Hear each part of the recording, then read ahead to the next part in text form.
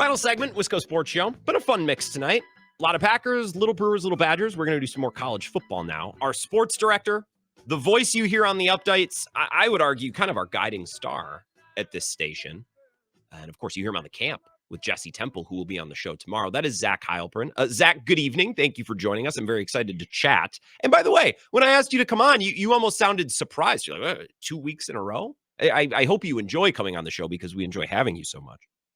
I absolutely enjoy coming on. I just was surprised, I will say, that I got a text, because usually I go months without a text, and then all of a sudden I get a text twice in 2 weeks. It was a little surprise for me. So months is a little strong. Well, I want to ask you about Brian Kelly, and I guess we could lump James Franklin into that. And anytime I ask Jesse about these things, he just says, well, I cover the Badgers, which is true, and he's so dedicated. So James Franklin, now Brian Kelly have been fired. Are these firings, are they emblematic of the state of college football big picture, or are they just the good old-fashioned those programs, and is it more of a Penn State LSU story than anything that's bigger picture that we could learn about the state of college football currently? Well, I mean, I think it was just an idea that there were very few firings last year. Like, there was the very small coaching carousel, as you would think when we talk about that. It was very few big time jobs came open. Mm-hmm. And so it was going to be like, this year is going to be ridiculous. And I think it's going to end up being like, we've seen 8 Power 4 jobs already, but I think it's going to be in the 20s. Like, and we'll see. Again, Wisconsin's included in that, probably not at this point, but I think it is that the story is like the biggest jobs coming open, and perhaps maybe not having the actual coaches to fill those jobs. Because like we knew some of the big names, or we've talked about some of the big names, but who are the people that are going to replace them? Well, how many programs can Lane Kiffin actually coach? Like, that's the thing we need to decide. Yeah, like he's gonna get another huge raise, right? Is he not? Like, he's going to get another huge raise to stay at Ole Miss. But yeah, there are blue bloods open, are there not? I mean, you've got LSU. LSU's a blue blood. Penn State's a blue blood. We obviously know that Florida's a blue blood. Florida State potentially coming open. You have 4 blue bloods coming open, and I don't know if there's good enough coaches to fill it. So, are there good enough coaches to fill it? I don't know. You tell me. I don't think there are. Talk about the timing of it all, because it would seem that if you're going to replace your coach, you don't wait until the end of the year to do it. So talk about the schedule of college football and why that's the case. Well, I mean, yes, you're not waiting until December, because the recruiting aspect of this is you sign your classes in the start of December. Mm-hmm. And you do not want to be waiting around until December to hire your coach, because who is your coach going to be? And I mean, there are a couple of different things at play right now. We've seen with Wisconsin here a number of kids in their class already, in the class of 2026, taking visits elsewhere, because I don't know that they necessarily believe that Luke Fickell is going to be there. Is Amari Latimer an example of that, or is that a little bit of a stretch? I mean, he is, but I mean, there's other guys like taking official visits. The Amari Latimer situation's a little bit different just because he's such a big time player. But we've seen other smaller, like 3-star guys take visits elsewhere too, right? And guys can be taking visits throughout the rest of the regular season here, because they don't know. There's no guarantee that Luke Fickell is going to be here. Now think about that on a national level, with the type of recruits that LSU and Florida and some of these other big time programs are bringing in. All those guys are now apparently open for business, and I think that's why you want to get your coach in place as quickly as possible, and maybe not string it out as long as some other schools are going to. So I got a call from Vagabond John last hour. You're familiar with his work between the morning show and this show, and he raised a point that I would like to raise to you. I think it's a good one, that maybe firing Paul Chryst isn't something that you do if your biggest donor, like Ted Kellner, is going to just scoff when the program sucks. You know what I mean? Like, if you're going to throw out a coach that's, what was that? I'm sorry? What is scoff? What do you mean by scoff? It just seems to kind of downplay the idea.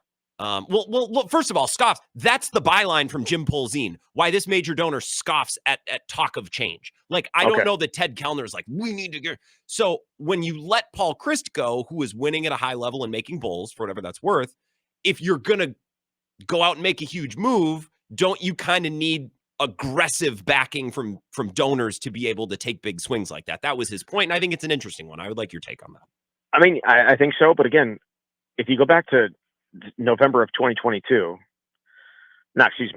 late October of 2022, correct, and that meeting between Paul Chryst and Chris McIntosh, there was no intention there of firing Paul Chryst. That was not the intention of going into it. That was not the intention of that meeting. The intention of that meeting was some things need to change. You haven't had a recruiting department in place for how many months? There are things coming to college football that are going to be different. You need to make some adjustments, and those suggestions from Chris McIntosh to Paul Chryst were not received favorably, right? Mm-hmm. And so that is why the decision was made. There was no like, I'm going to go in here and this is what it's going to be. It was, I'm going to make these suggestions, and he pushed back on it.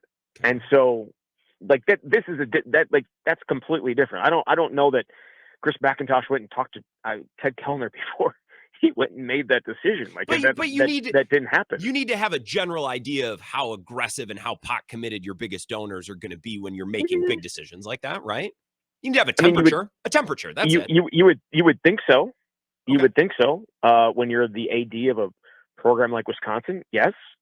But he was also a very young AD at that point too, right? Like, he had never been an athletic director before he became the athletic director of Wisconsin. Like the guy would actually like be the decision maker of trigger man at the top of it, right? Like that, he did not have that experience before, and I don't know that that's a great thing that he didn't have the experience going into it.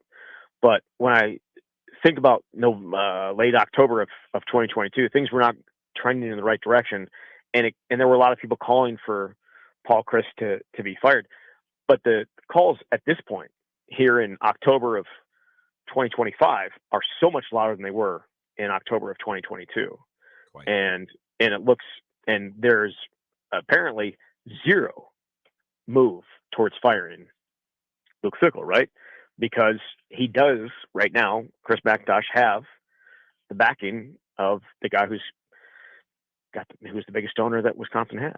Correct. So Zach Heilprin is here. Lastly, so you heard Tim Brando's comments on Saturday, basically, and I saw, Big Cat shared some screenshots from message boards, and take this for what they're worth. But I'm amassing a case of evidence here of lots of people around the country outside of Madison who look at the job that Luke Fickell has done and kind of give me the sense like, you guys are being dramatic. It's not that bad, which I think is ridiculous, right? So that's what I'm perceiving.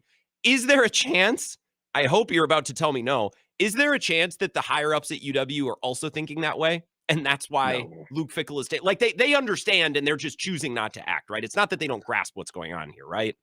I think they understand what it is and they're doubling down on it. Okay. They're doubling down on their decision. That's bad, but I don't think it's as bad as the other thing. The other thing would be worse, I think. What, not seeing what's going on? Yes, correct. Being like Tim Brando, where it's like, come on, you guys. Like, how much do you really know? Tim Brando is one of the biggest jokes in college football in terms of like announcers, right? Like he'll take to Twitter and he'll start talking about all these different things, and he's like, Brian Kelly's not going anywhere unless he wants to go somewhere. And like an hour later, well, it looks like Brian Kelly's going somewhere else, and it wasn't his choice. Like he is the biggest. I'll say it. He's a tool, right? Like there's very little substance to Tim Brando. It's just a lot of words. There is not a whole lot to it. So he takes everything that someone says to him at face value and doesn't actually look at it and be like, whoa, I don't know about this and that. That doesn't really make any sense. He took some shots apparently at Madison, or not Madison media, but just like podcasters in general. Was that Big Cat? Well, I mean, I think it was more of a, doesn't know the coaches, or Luke Fickell doesn't have any relationships with the high school, the coaches in the state. Like there's nothing there. No, they have no idea what they're talking about. I think that may have been a shot at some other radio people that don't call Madison home. But the whole, like the Tim Brando thing is what it is. I certainly think that the message boards is hilarious that you even brought that up. That you even brought that up is funny. I'm coming around. I'm getting there. There is worthwhile information on message boards. Florida message boards or LSU message boards after after their coaches get fired, probably not so much. Like if somebody at Florida or somebody at LSU was like, hey, we're going to pay Luke Fickell's buyout and we're going to take him as our coach, Wisconsin should jump at that. I think so as well. Well, Zach, look, we got to go in about 30 seconds, but if it makes you feel better, you are technically a Wisconsin podcaster, but I think you know quite a bit, as contrary to what Tim Brando said. I knew he wasn't talking about us because we don't really talk about the high school recruiting and coaches and all that good stuff about their relationships. We don't really talk about that. So I knew he wasn't talking about us. We are so far off on so many other things, but that was not it. It's just weird. How much do they really know? Not much. It's like probably more than you, though, Tim. You're talking about the beat or people that are on the beat. I got to run, Zach. Thank you. I will see you and talk to you soon.